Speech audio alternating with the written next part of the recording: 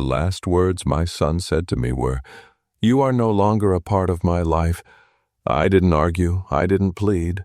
I just walked out of his house in silence. 2 weeks later, I was gone. At my funeral, when the lawyer opened my will, every guest watched my son's confidence collapse. What I left behind wasn't money, it was something far heavier, something that made his face turn pale and left the entire room in shock. Before we start the story, comment below where in the world you are watching from today. And if you enjoy this story, don't forget to subscribe and turn on the bell icon so you never miss future stories like this one. My name was Walter, and I had lived my 70 years in a quiet town by the river. People there knew me as the man who could fix anything, a crooked chair, a broken latch, even the old clock at the post office when it stopped. I never thought of myself as important, just steady. My wife, Margaret, had passed away years ago, and after that, my world had narrowed down to my son, Thomas. I had raised him in the same 2-story house I worked hard to buy, teaching him how to ride a bike, how to swing a hammer, and how to be honest even when honesty cost you something. I thought the bond between us was strong enough to hold for life. But 2 weeks before my funeral, he looked me straight in the eye and said words I never imagined hearing. "You are no longer a part of my life," Thomas told me, his voice sharp, his face set like stone.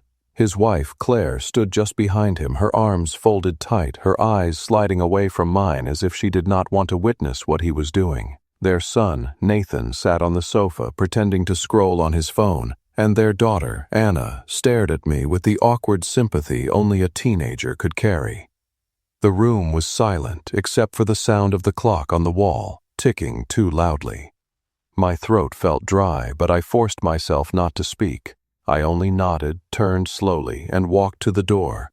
I noticed details as I left, how the family photo on the mantel showed all of them smiling with me cropped neatly out, how the scent of Claire's lavender candles filled the air but not the warmth of welcome, how the carpet under my shoes muffled each step as though the house itself wanted to swallow me whole. I closed the door softly behind me, unwilling to give them the sound of it slamming.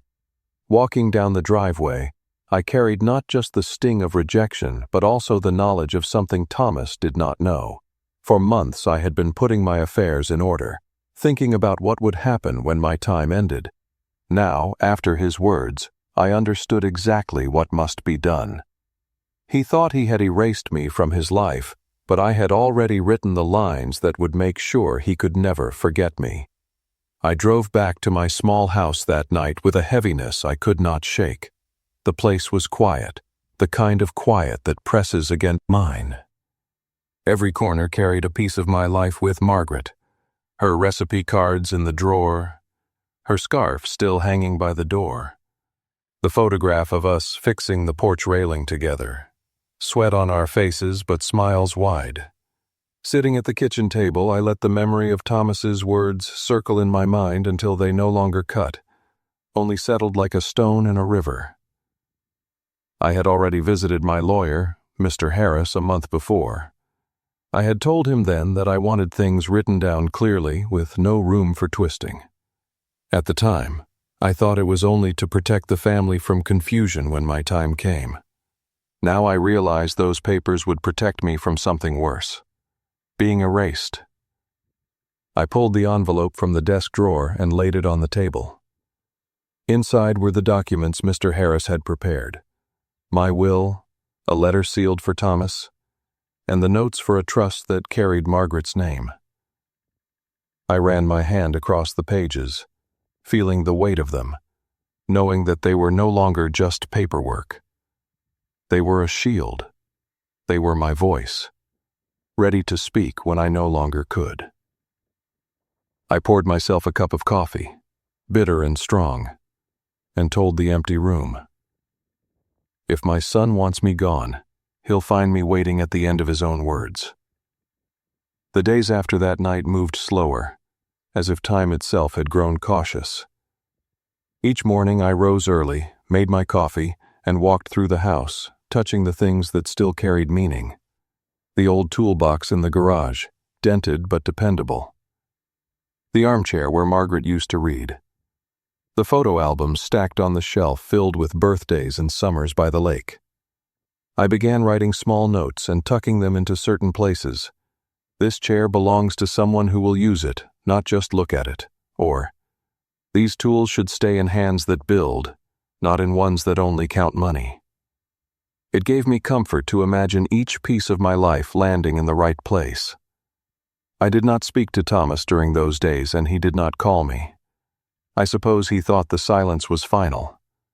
Claire, I knew, had a sharp influence. And Thomas had always bent more easily than he admitted. But I saw the truth. He wanted distance because he believed I was only a burden, a shadow from an older life he no longer wished to carry. I carried my burden differently. I made lists, checked them twice, and arranged my will with care. I left only one thing for Thomas directly, something so small it would look almost like an insult. But it wasn't spite. It was a message. He had told me I was no longer part of his life. I wanted him to feel, when the time came, what it meant to be left out in return. The second week crept in with a sharp wind off the river. The trees in my yard shed their leaves, covering the ground in a blanket of red and gold, and I found myself raking slowly, urgency.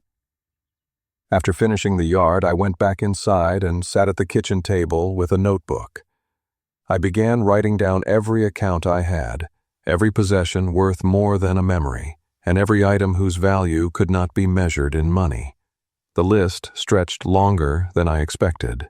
There were the savings I had never spoken of, tucked away little by little over the years. There was the deed to the house, clear of debt, the same house Thomas grew up in but now spoke of like it was a relic. There was Margaret's locket, still in its box, and the watch my father had given me the day I turned 21.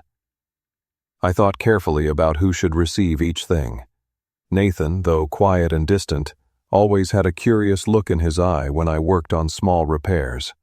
For him, I wrote, "The toolbox and the workbench, with the hope that you will learn the worth of building with your hands." For Anna, who still greeted me with kindness even when her parents turned cold, I decided she would have the house itself. I pictured her walking through its rooms, filling it with noise and life, instead of silence and lavender-scented control. To Claire, I left nothing. To Thomas, only a single dollar marked clearly so that no one could say he was forgotten by mistake. And along with it, I left the letter I had written with steady hands, a letter that carried no anger, only truth.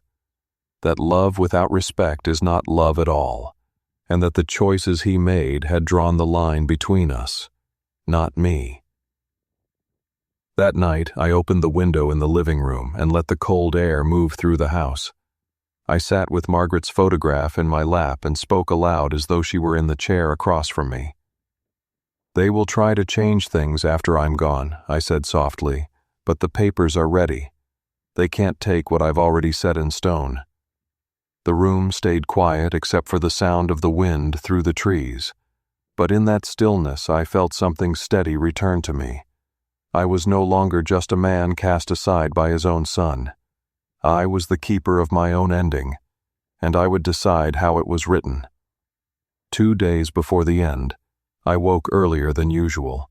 The house was still dark, the air heavy with that damp chill that comes just before winter. I moved slowly, careful with my knees, and lit the small lamp by the kitchen window. From that spot I could see the river, a gray ribbon winding away, carrying everything forward whether you wanted it to or not. I sat there with my coffee cooling in my hand and thought about how strange it was to be alive and already watching your absence take shape. The neighbors would remember me as the man who kept his porch light on longer than most, who fixed fences without being asked. But my own son, the one I had carried on my shoulders, the one whose scraped knees I had bandaged, had decided to cut me away like a branch too heavy for the tree. I did not let myself drown in sorrow. Instead, I went back to my notebook and added more detail to the plan.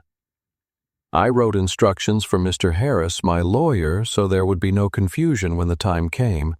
Read the letter in front of the family, I noted, not in private. Let everyone hear it so no one can pretend it was different. I underlined it twice. I also made sure the documents clearly showed Anna's name on the deed to the house. I imagined her standing in the living room one day, sunlight on the floorboards, free from the cold authority of her mother's voice. I hoped she would feel that the house was more than wood and brick, that it carried a kind of honesty her father had forgotten. That afternoon, I walked through each room, pausing as though to say goodbye properly. In the bedroom, Margaret's scarf still hung on the hook where she had left it. I touched it lightly, almost afraid to move it, and remembered the day she bought it, laughing because it was brighter than anything she normally wore. In the living room, I looked at the worn spot on the rug where Thomas had once played with his toy cars, circling again and again until the wheels left faint marks. He had been happy then, before pride grew inside him like a wall. In the garage, I ran my hand along the workbench, scarred with years of hammer blows and knife cuts, each mark a memory. These were the places of my life, and I had chosen who would carry them next. That night, as I sat down to write one more note, I realized my hand did not tremble the way it had days before. I felt steady again, sure of what I was leaving behind. The world might think I was just an old man fading quietly, but the truth was different. I had laid out my story carefully, piece by piece, and soon Thomas would find himself standing before it with nowhere to hide. He had told me I was no longer part of his life, but when the lawyer opened my will, every word would remind him just how wrong he was. The morning of my last day came with a stillness I had never known. The river outside barely moved, as if even the current wanted to pause. I brewed one final pot of coffee, the smell filling the kitchen just as it always had, and carried the mug to the back steps. The boards creaked under me, familiar and worn, and I sat with the cup warming my hands while the cold air touched my face. I thought of Margaret, how she used to hum when she watered the basil on the windowsill. The sound was gone, but I could almost feel it in the silence. I did not fear what was coming, only the thought that Thomas would stand at my funeral pretending to grieve, when his last words to me had been a sentence meant to erase me. That thought stung, but it also made me glad for what I had prepared. I spent those final hours carefully. I went into the garage and placed the toolbox neatly under the bench, wiping each handle so the tools would be ready for Nathan, should he ever choose to use. Keep these safe, and let the house stay noisy. Then I returned to the desk where the manila envelope waited. I placed the sealed letter for Thomas on top of the will, then pressed my hand flat against it. I whispered, "This is the only conversation left between us." Later that afternoon, I took a slow walk down to the dock by the river. The boards rattled under my weight, the same ones Thomas and I had run across when he was a boy, chasing minnows in jars. I leaned against the rail, breathing in the smell of water and wood, and for a moment I let the sadness wash through me. I had never wished him harm. I had only wished for respect. But life rarely gives us wishes. It only gives us choices, and I had already made mine. I turned back, walked home, and left everything in its place. When evening fell, the house felt heavier, as if it understood I would not see another sunrise within its walls. I lay down in the bed Margaret and I had shared, the scarf still hanging nearby, and closed my eyes. My last thought was simple. My son believed I no longer mattered, but soon he would know that even silence leaves an echo. 2 weeks later, the echo arrived. The church was filled with low voices, the smell of flowers heavy in the air. Thomas stood by the casket, his suit sharp, his expression carefully arranged into grief. Claire hovered close, nodding to visitors, her hand resting on his arm as though she owned the moment. Nathan looked restless, tugging at his tie, while Anna kept her eyes on the floor. When the service ended, Mr. Harris cleared his throat and opened the folder he had carried under his arm. The room quieted at once. Every chair creaked as people leaned forward, waiting for what the dead man had to say.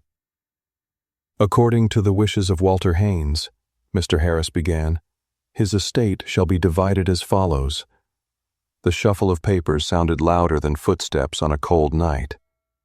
Thomas lifted his chin, ready to hear what he thought he already knew. But when the words came, they struck harder than any shout ever could. And with each line that followed, his face began to change, the color draining slowly, like a man watching a door close that he could never open again. The lawyer's voice carried evenly through the chapel hall, each word falling like a small stone in still water. "To my grandson, Nathan," he read, "I leave my tools, my workbench, and my notes. These are not worth much in dollars, but they are worth plenty in skill. If you wish to know me, fix something broken with your own hands, and you will find me there." Nathan blinked, his phone still in his pocket for once, his lips parting as though he wanted to say something but couldn't. He leaned forward in his chair, and for the first time that day, his restless shifting stopped. The lawyer turned the page.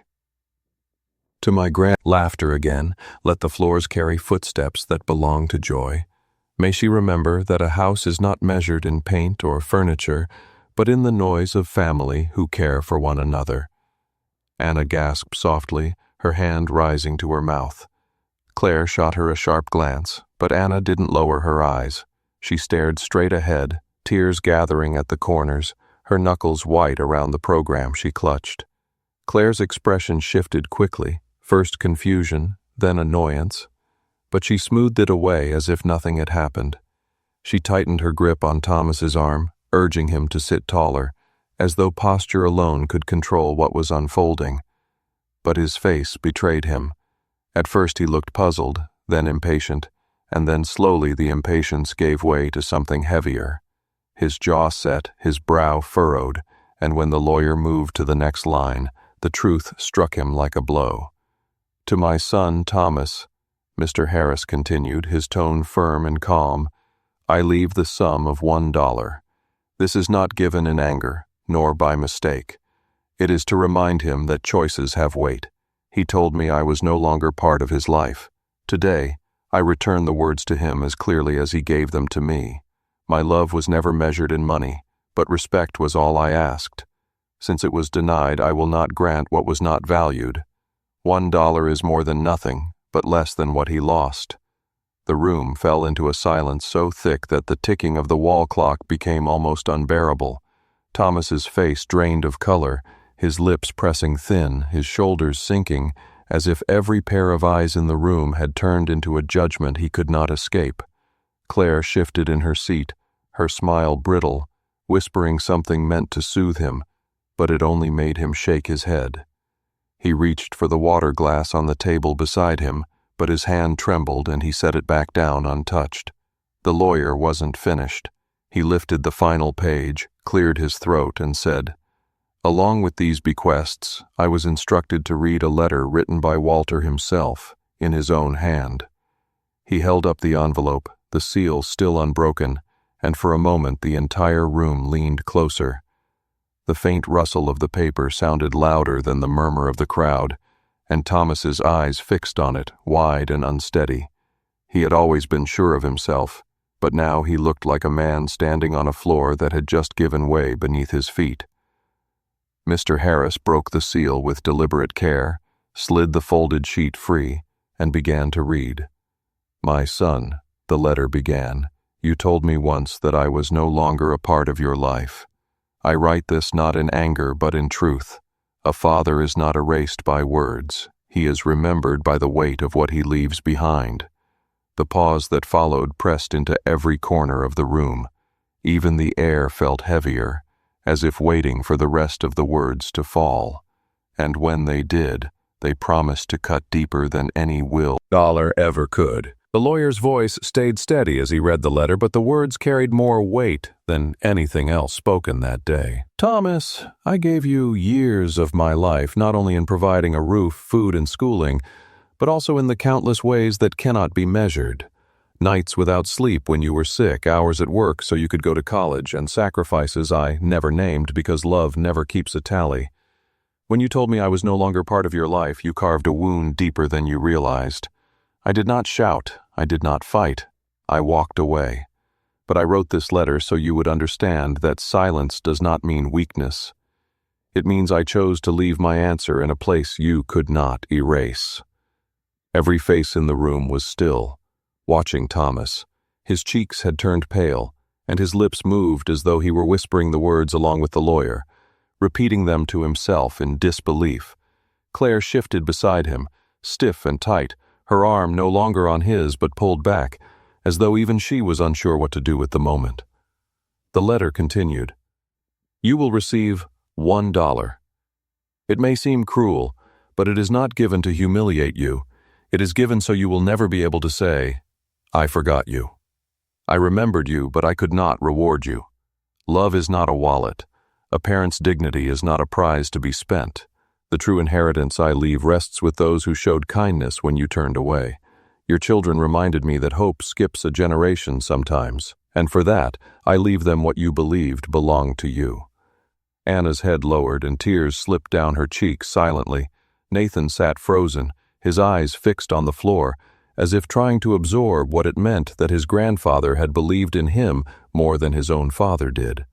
The congregation, a mix of neighbors and distant family, exchanged uneasy glances. Some nodded faintly, as though they had seen the divide between father and son from afar, and now the truth was finally spoken aloud. The lawyer lifted his eyes from the page briefly, his voice softening as he read the final lines. If you feel anger, let it be yours. If you feel shame, let it teach you. And if you ever wish to honor me, do so not with words or shows of grief, but by treating those around you with the respect you once denied me. My absence is permanent, but my lesson does not need to be. That is all. The silence after the reading was almost unbearable. No one coughed, no one whispered, no one moved. It was as if the entire room had been struck still by the weight of those words. Thomas sat stiffly, his face drained, his hand still gripping the edge of the pew until his knuckles turned white. He had prepared himself for property, for money, for control. What he had received was something he could neither spend nor ignore. Claire finally broke the silence with a nervous laugh, thin and brittle. Surely there's been a mistake, she said, voice carrying more desperation than conviction. But the lawyer folded the letter carefully and slid it back into the envelope. His answer was simple and final. There was no mistake. This was Walter's voice, and it has been carried exactly as he asked. All eyes turned to Thomas again, waiting for his response. But for the first time in his adult life, Thomas had no words. His father had spoken after death, and the echo of those words would follow him longer than any fortune ever could. The weight of the letter lingered in the air long after the lawyer's voice stopped. For a moment, it seemed as though even the candles on the side tables burned quieter, their flames steady and sharp in the silence. Thomas sat unmoving, his face pale, his eyes locked on nothing. It was as if he was staring at the very wall of his own choices, finally seeing what he had built with years of pride and distance. Beside him, Claire pressed her lips thin, her hand hovering near his arm but never touching. Even she must have felt that nothing she said would steady him now. The lawyer cleared his throat, not out of impatience, but to remind the room there was more. He adjusted his glasses and lifted another page. There are additional instructions, he said calmly. A murmur rippled across the rows of people, whispers darting like shadows, but he continued. Walter left behind a conditional trust. This is a fund not small in size, but it is not freely given. It has a requirement. He paused, letting the words settle. For Thomas to access it, he must spend 1 full year working directly with the community foundation in town. No assistants, no hired hands. His own hours, his own labor. If he completes it, the trust will open. If he does not, the funds will pass permanently to the foundation under Margaret's name. Gasps rose from the pews. A neighbor in the back muttered, "That old man knew what he was doing." Heads turned, but the lawyer didn't flinch. He continued, "Walter believed that service, not speeches, proved a man's character. He wanted his son to earn what he once believed was already his." Thomas's hands gripped tighter against the pew, his knuckles nearly colorless. His jaw moved, clenching and unclenching, as if he were fighting to swallow something lodged in his throat. He finally spoke, though his voice came out strained and thin. He had no right. His words cracked the silence, but they carried no weight against the document now folded on the podium. Mr. Harris's reply was quiet but sharp, the kind of tone that left no room for debate.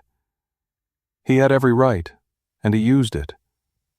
All eyes turned again, this time not with sympathy, but with a kind of quiet judgment clearly, and that knowledge gave her strength.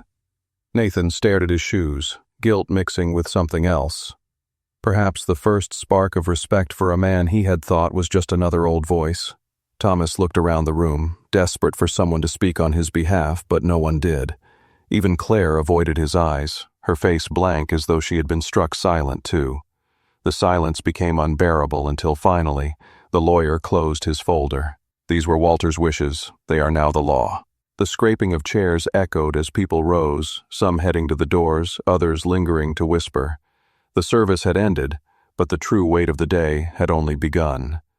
Thomas remained seated, unmoving, his $1 inheritance still folded on the table before him, as pale as the face that refused to lift from the floor. And in that stillness the truth became clear. A father who was told he no longer mattered had spoken in the only way left to him, through the echo of a will that could not be undone. The crowd began to thin out, one voice after another drifting toward the exit doors, but the sound in the room stayed heavy, almost pressing.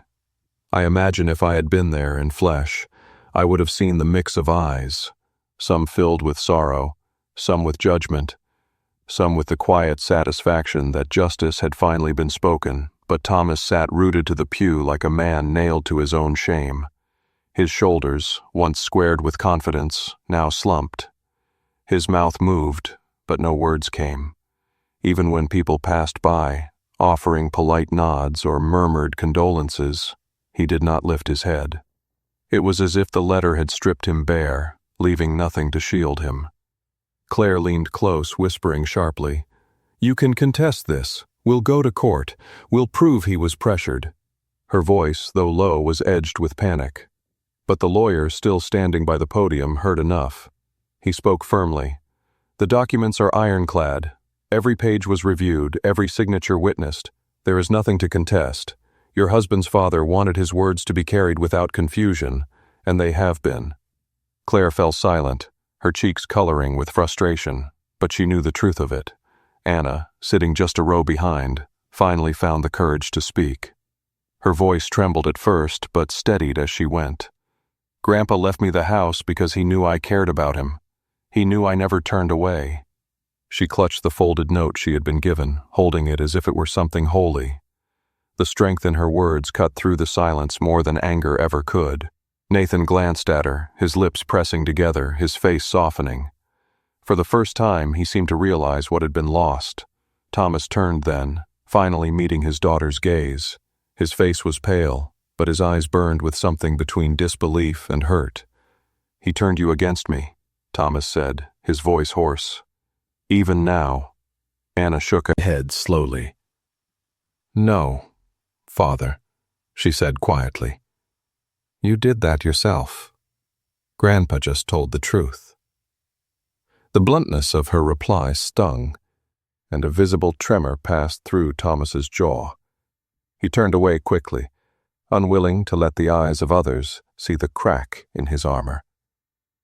When the last of the guests filed out, leaving behind the faint scent of lilies and coffee, only family and the lawyer remained.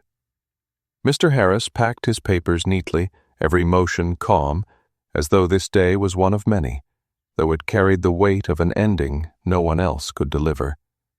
He looked at Thomas once more and said, "You have a choice. You can let the dollar sit in your hand and do nothing, or you can take the path your father set before you. 1 year of work, 1 year of service, 1 chance to reclaim a name he no longer trusted you with." The room fell still again. Anna held her note to her chest. Nathan sat with his head lowered, and Claire pressed her lips together in silence. And Thomas sat alone in the pew, staring at the folded paper, his breath heavy, his body stiff. The man who had once told his father he was no longer part of his life now found himself the one cut away, standing on the edge of a future shaped not by his control, but by the quiet will of a man he had tried to erase. The echo of Walter's words did not fade with the closing of the folder. They stayed in the air, waiting for Thomas to decide whether they would bury him further, or finally teach him what it meant to carry the weight of a father's hand, even when that hand was gone. The chapel emptied until only the family and the lawyer remained.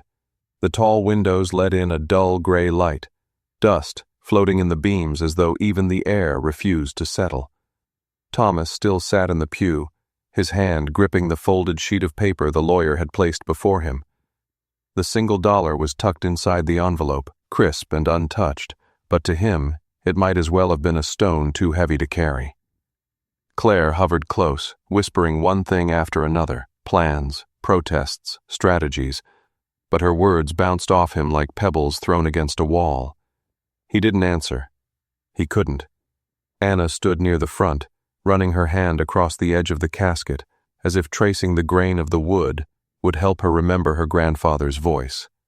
Her lips moved silently, perhaps repeating the last words of the letter.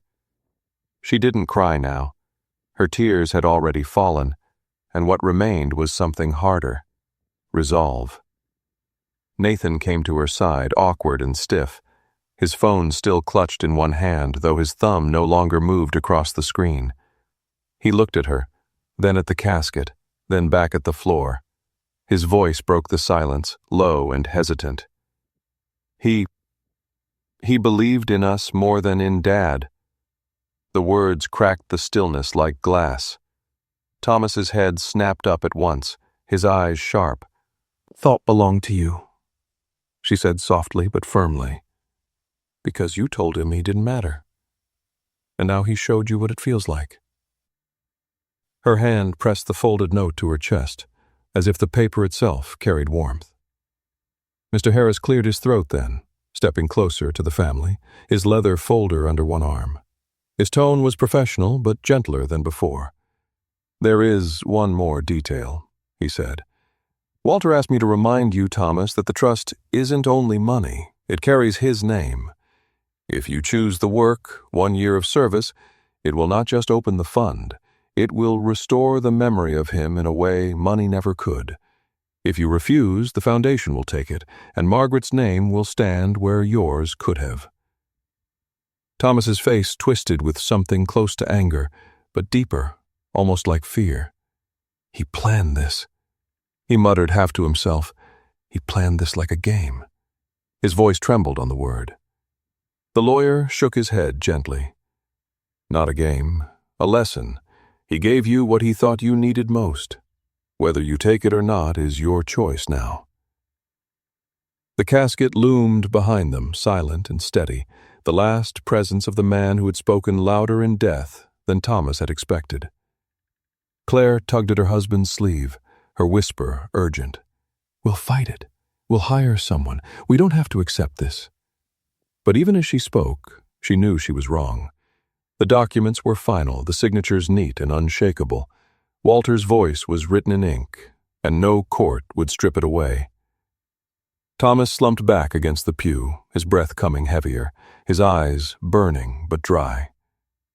For the first time since childhood, He looked less like a man in control and more like a boy who had lost his footing. And all around him the silence of the chapel pressed in, reminding him that when he told his father he was no longer part of his life, he had cut away the one person who might have steadied him when the world turned. The echo of those words, spoken by the living, answered by the dead, still hung in the air, and no one in that room could pretend they hadn't heard them. The family gathered in the church basement afterward, where a pot of coffee sat untouched, and plates of sandwiches lay in neat rows no one wanted to eat. The chatter that usually followed a funeral, the polite exchanges, the gentle stories, was absent. Instead, people whispered in corners, their eyes sliding toward Thomas whenever they thought he wasn't looking. It wasn't cruelty. It was the quiet curiosity of witnesses who had just seen a man stripped of the inheritance he once assumed was his. Thomas sat at a folding table, his back bent, the envelope resting in front of him like a weight he couldn't push aside. The single dollar was still inside, and every so often he would slide his hand over it, as if testing whether it was real. Claire busied herself pouring coffee she didn't drink, her lips pressed tight, her mind already working through what she thought could be done to undo what had been read. But even she looked pale, her movements sharp and restless, betraying that she knew the truth she refused to say aloud. Walter had sealed every crack. Anna sat 2 tables away, with her folded note still clutched in her hand. She read it again and again, her eyes moving over the simple words her grandfather had written. He had told her the house was hers because she had shown kindness without being asked, because she had opened her heart when her parents closed theirs. The note wasn't long, but it was heavy with meaning. She pressed it to her chest once more, closing her eyes, as if she could still feel his presence in the words. Nathan leaned across the table toward her, his voice low. "I didn't think he noticed me." Not really. His fingers picked at the edge of a paper napkin, tearing it in small strips. Anna looked at him steadily. He noticed everything. He saw more than any of us wanted to admit. Nathan swallowed hard and looked away, his jaw tightening. For the first time he seemed ashamed of the way he had shrugged off his grandfather's visits, too lost in his own distractions to pay attention. The lawyer, Mr. Harris, entered the room quietly, his folder still tucked under his arm. He approached Thomas with the same calm presence he had shown during the reading. "I'll be in my office tomorrow morning," he said simply. "If you want to discuss the terms of the trust, you know where to find me." His words were not unkind, but they carried a finality that made Claire flinch. He gave a polite nod to Anna and Nathan before leaving, his footsteps steady as he climbed the stairs and disappeared. The room felt emptier without him. Thomas finally looked up, his eyes bloodshot, his face drawn. He stared at his children, then at Claire, then back down at the envelope. His voice was rough when he spoke. "He humiliated me in front of everyone." The bitterness in his tone was sharp enough to cut. Claire leaned closer, whispering urgently, "We'll fix it." But Anna's voice rose before she could say more. "No, Father," Anna said firmly, her eyes bright with a strength that surprised even herself. "He didn't humiliate you. You did that when you told him he didn't matter. This was his way of reminding you that he did." The words hung in the air like a bell's toll, clear and undeniable. Nathan didn't speak, but he nodded faintly, the corners of his mouth tightening as if he too knew she was right. Thomas pushed the envelope across the table as though it burned his fingers. His hands trembled slightly, but his voice was steady. "1 year," he muttered. "1 year of service like some kind of punishment." He looked at the floor, then at Anna, his expression unreadable. Maybe that's what he wanted all along, to make me kneel.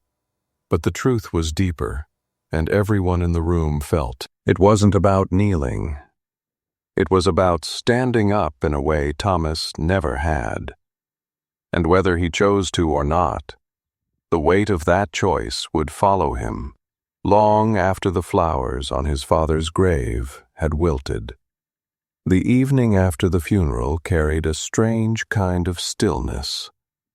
The sky outside the church had turned a muted purple, the air damp with the promise of rain.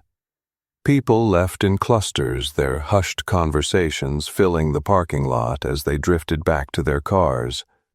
But inside the church basement, Thomas remained, his family beside him, as if the weight of the will kept them anchored to those hard folding chairs. The envelope still lay on the table, its edges creased now from being handled too often. The single dollar inside it might as well have been a mountain. Every time Thomas looked at it, his jaw tightened. His chest rose with the effort of breath, and his eyes clouded with the sting of humiliation. He had expected keys to a house, signatures on property deeds, bank accounts he assumed were rightfully his. Instead, he had been handed nothing but a mirror that showed him everything he had chosen to ignore.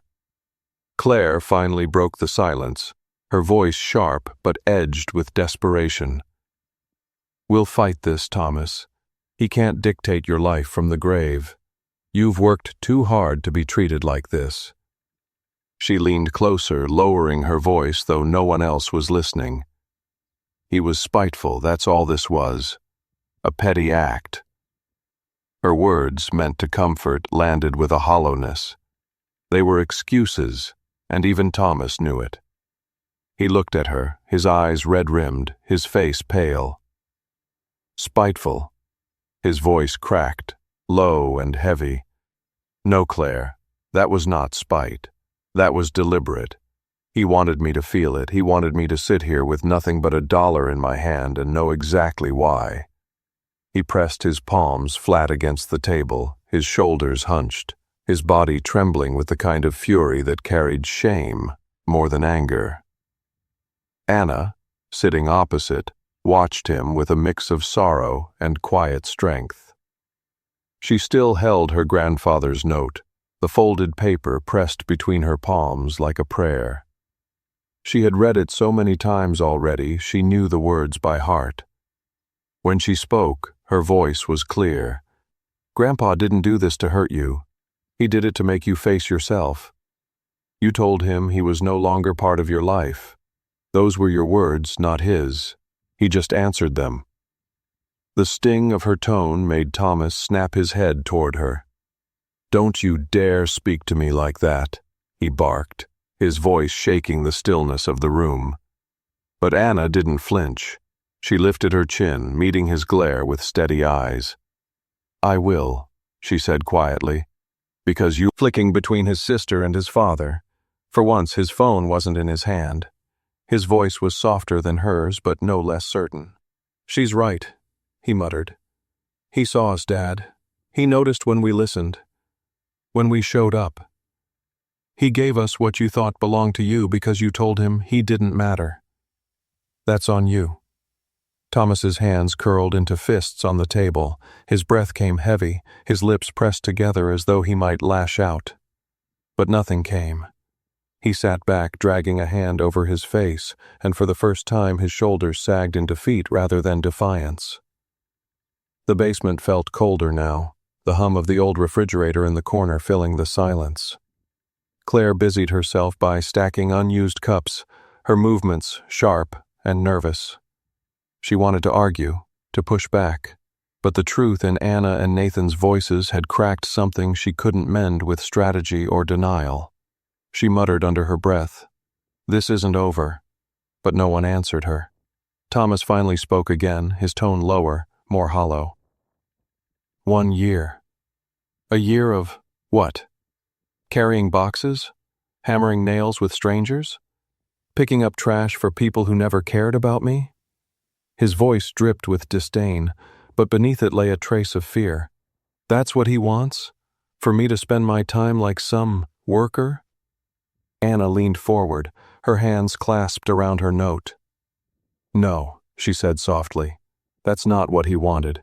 He wanted you to understand what it means to give without expecting anything back, to fix something because it's broken, not because it makes you look good, to serve because it's the right thing to do."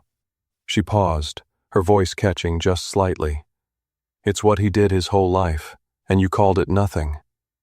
The words struck deeper than Thomas wanted to admit. He looked at his daughter, at the paper in her hands, and then at his son, who still hadn't lifted his eyes. The silence stretched, heavy and suffocating, until at last he pushed the envelope away from him, the sound of it sliding across the table sharp in the still air. "I don't know if I can do it," he said, his voice breaking. "I don't know if I can face a year of being the man he thought I should have been." Anna reached out, her hand resting gently on the envelope. "You don't have to be the man he wanted," she said. "You just have to be better than the one you've been." Her words lingered, soft but unshakable, like a truth that could not be turned aside. Nathan finally lifted his head, his eyes shining with something new, a fragile spark of hope. For the first time, Thomas saw it in his children's faces, not judgment alone, but expectation, the chance of something different. The rain began outside, tapping softly against the windows, a steady rhythm that filled the silence between them. The sound carried the weight of something ending, but also the faintest hint of beginning. Walter had left his son with a choice heavier than money, sharper than rejection. And in that dim basement, surrounded by silence and the echo of words he could not forget, Thomas knew the choice was waiting for him, like a door half open, daring him to step through. The question was no longer what Walter had taken away. It was whether Thomas had the strength to claim what was still left for him before it slipped away forever. The rain outside thickened into a steady downpour, hammering the roof of the church like a drumbeat that refused to stop. The sound filled the silence in the basement, each drop a reminder that time was moving forward, whether any of them were ready or not. Thomas leaned back in his chair, staring at the envelope as if it were alive, his fingers twitching on the table. His face was pale, his shoulders drawn tight, and for the first time, he looked smaller, less like the proud man who had once declared his father dead to him, and more like someone who didn't know where to stand anymore. Nathan and Anna sat across from him, their expressions heavy with things they hadn't said for years. Anna kept her grandfather's note folded neatly in her lap, her thumb brushing over the crease again and again. Nathan slouched with his hands stuffed into his pockets, his head bent low, but his eyes shifted often, catching glimpses of his father's face, and then darting away. Claire sat rigid beside Thomas, her back straight, her lips pressed together as though she were the only thing holding him upright. But even she was quiet now, her sharp whispers silenced by the storm that had broken open around them. Finally, Nathan spoke. His voice was low, uncertain, but steady enough to cut through the rain's rhythm. "Dad, when Grandpa left me his tools, I thought it was a joke at first. I never used them. I didn't even know what half of them were for. But I think he saw something I didn't." He paused, his hand fidgeting with the edge of the table. Maybe he wanted me to figure it out. Maybe he believed I could build something instead of just wasting my time. His words faded into the hum of the rain, but they hung heavy in the room. Thomas's eyes shifted to his son, narrowing slightly, though not with anger. There was something else there. Unease, maybe fear. "And what, Nathan? You think I didn't build? That I didn't work to keep this family fed? To keep this house standing?" His voice cracked with frustration, but it wasn't the booming tone of authority he once used. It was thin, frayed. Anna lifted her eyes to meet his. "You worked, yes, but you forgot what it was for. You forgot that respect and love matter more than money or titles. Grandpa never forgot. That's why he left what he did. He saw who valued him for himself, not for what he could give." She leaned. Body betrayed him. His hands clenched and unclenched on the table, his throat moved as if he were swallowing something bitter, and his eyes darted away, unable to hold hers. He wanted to argue, to crush her with a sharp retort, but nothing came, The weight of the letter still pressed down too heavy. Claire finally spoke, her voice sharp in the dim room. "This is madness. He manipulated all of you. He wanted to divide us. Don't you see? This is nothing but revenge dressed up as wisdom, and you're falling for it." She stood quickly, her chair scraping against the tile, her heels clicking as she moved to pace. "We don't have to accept this. We can walk away from this nonsense and live our lives without letting a dead man's bitterness dictate them." But Anna's voice rose in reply, sharper than before. "You're wrong." The firmness in her tone startled even Nathan. Grandpa wasn't bitter, he was hurt, and he was honest enough to make sure his truth couldn't be buried with him. That's not revenge, that's courage. Her hand tightened around the note. "And if you can't see that, then you never really saw him at all." The words stilled Claire, her pacing halting mid-step. For a moment, even she didn't know how to respond. She turned her head sharply away, her lips pursed, but the defiance in her face flickered. Thomas closed his eyes, leaning back until his head touched the wall. His chest rose and fell heavily, the sound of his breath loud in the silence. "1 year," he muttered again, his voice hoarse. "1 year of working for people who don't care if I live or die. He wants me to prove myself to strangers. He wants me to kneel." He opened his eyes suddenly, staring at the ceiling as if the answer might be written there. "And if I do it, what then? I get the money, the trust, the name, but he's still gone, and I'm still the man who told his father to his face that he was nothing." Anna's voice softened, but it carried more weight than ever. "No, Father, if you do it, you won't just get money, you'll get a chance to change what you are remembered for. Grandpa gave you that. He could have left you nothing and closed the door forever, but he gave you one last way to stand up and be someone different." Nathan added quietly, "Maybe it's not about the money at all." Those words, simple and unadorned, landed like a stone. Thomas flinched as though struck, his hands lifting from the table to cover his face.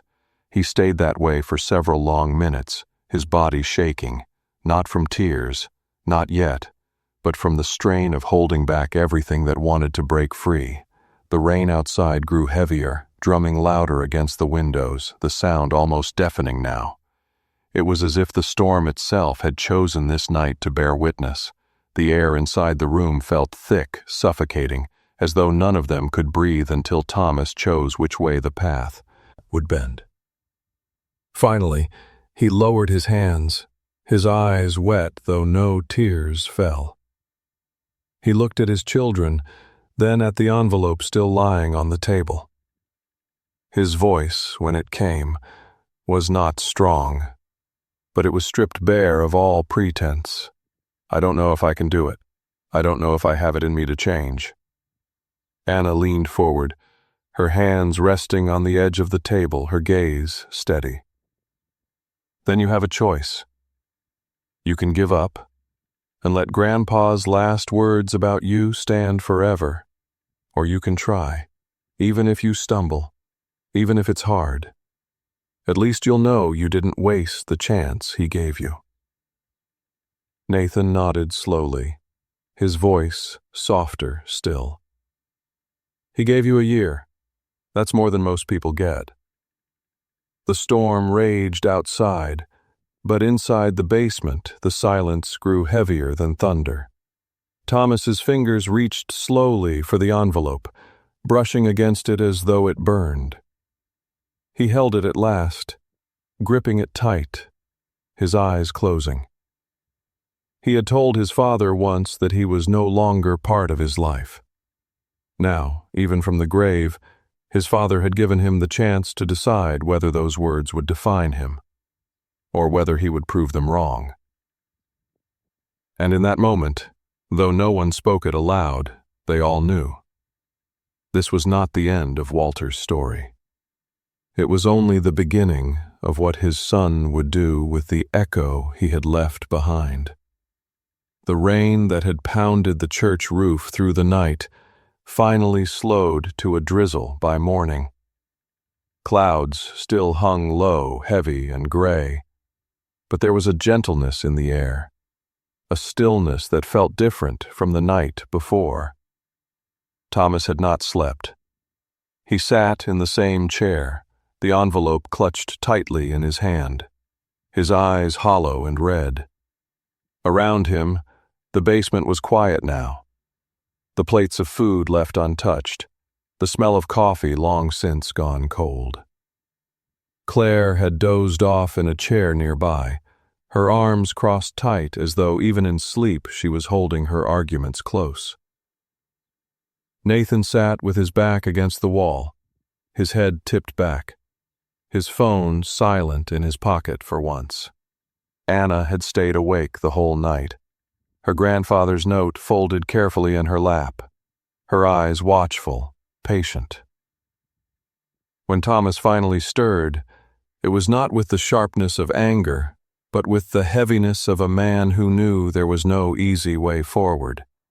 He opened the envelope once more, slid the dollar out, and stared at it as if it held the weight of an entire life. His father's handwriting on the letter still lingered in his mind, each word echoing louder than the rain outside. Respect was all I asked. What the one to break it, and he had never once tried to repair it. He had left that crack wide open, and now the man who could fix everything was gone, leaving him with the one thing he could never fix on his own: regret. Nathan's voice broke into his thoughts, quiet but steady. "Dad," he said, "you don't have to decide everything today, but you do have to decide something. Either you walk away, or you try. Grandpa gave you the chance. You can either keep saying no like you always have, or you can say yes, even if it's hard." He leaned forward, his elbows on his knees. "I don't think he wanted to punish you. I think he wanted to see if you had it in you to be better than the man who said those words to him." Thomas turned his eyes to his son. Nathan's face, though young, carried a seriousness Thomas wasn't used to seeing. He realized then how much of his own disappointment had bled into his son's life, how often he had dismissed him, ignored him, brushed him aside, and yet here Nathan was, asking him to try. It was as if the boy had grown taller overnight, not in height but in spirit. Anna placed her note gently on the table and slid it toward him. "Read it," she said softly. "It's from Grandpa to me, but maybe you need to see it too." Thomas unfolded the paper with trembling hands. The handwriting was steady, careful, each word written with thought. "Anna, you showed me kindness without being asked. You never turned your eyes away from me, even when others did. That is why I leave you the house, because a home should belong to someone who sees, someone who cares. Let these rooms carry laughter again, and let this roof cover a heart that remembers." The words blurred as Thomas's eyes filled, though no tears fell. He folded the paper carefully, almost reverently, and handed it back. His voice cracked when he whispered, "He gave you what I thought was mine." Anna shook her head gently. "He gave me what I earned, just like he gave you what you earned. But he also gave you a chance, Father. He didn't close the door. He left it open even after everything." Thomas sat very still, his mind twisting with shame and longing. For so long he had believed respect flowed only one way, upward, toward him as the head of his family. But his father had shown him, even from the grave, that respect was a bridge, built from both sides, and without both builders it collapsed. He had torn it down, but now, with the strange mercy of his father's will, he had been given the wood and nails to build it again. Claire stirred, rubbing her eyes, her voice groggy but sharp. "Thomas, you don't have to do this," she said. "It's beneath you. It's humiliating. You've worked your whole life to be above this kind of thing." Bitterness, it was truth. "And maybe I've spent too long pretending I was above everyone else. Maybe that's why I'm sitting here with nothing but $1. His words silenced her. She pressed her lips together, her face hardening, but she said nothing more. Nathan straightened, hope flickering across his features. "So you'll do it?" he asked, his voice almost eager. Thomas looked down at the envelope, then back at his children. His face was weary, but his eyes held a glimmer of something they hadn't seen in years: humility. "I don't know if I can do it well," he admitted. "I don't know if I can change everything I've been, but maybe I can try. 1 year, for him, for you." Anna reached across the table and placed her hand on his. Nathan followed, his larger hand covering theirs. For a moment the family sat connected in silence, the three of them bound by the echo of the man who had left them his final lesson. Outside, the rain slowed to a stop, the clouds beginning to thin just enough for a faint line of light to break through. It was not sunshine, not yet, but it was a promise that the storm had passed. Thomas sat back, clutching the envelope once more, and whispered the words he had never said when his father was alive. "I was wrong." The confession hung in the air, heavy and raw but also freeing. It was too late for Walter to hear it, but not too late for his children. And as the light filtered faintly through the windows, Thomas knew one thing. The echo of his father's voice would follow him every day of the year ahead. Whether it broke him or built him was now his choice. And that is where this story ends, friends, but not really. Because Walter's will wasn't just words on paper. It was a message about what matters most when the clock runs out. Not money, not houses, not the things we hold in our hands, but the respect we give and the love we choose not to waste. If you were moved by this story, if it made you think about the words you've spoken, or maybe the ones you still need to say, don't let them wait. Respect can't be inherited. It has to be given. Thank you for watching, and if stories like this speak to you, don't forget to like this video, subscribe to the channel, and share it with someone who might need the reminder today. More stories are on the way, twists, lessons, and endings that will keep you thinking long after the screen goes dark. So tell me in the comments, what would you do if you were in Thomas's shoes? Would you walk away? Or would you take the year and try? Your thoughts might just be the beginning of someone else's change.